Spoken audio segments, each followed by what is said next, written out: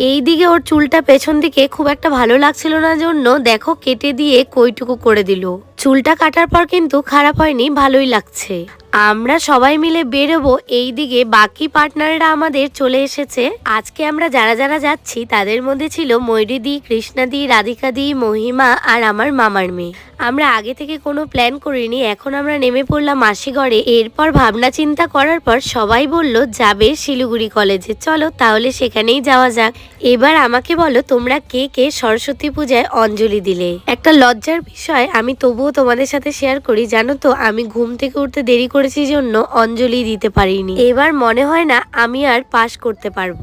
একদিনে সরস্বতী পুজোটা হলে হয়তো এই সমস্যাটা হতো না, দুদিনের পড়াতেই এই সমস্যাটা হয়েছে। রবিবারে বাড়িতে অনুষ্ঠানের জন্য দিতে পারিনি, আর সোমবারে এতটা টায়ার্ড ছিলাম ঘুমই ভাঙলো না। যেই জিনিসগুলো একদিনে হয় সেই জিনিসগুলো দুদিন পড়লে আমার একদমই ভালো লাগে না।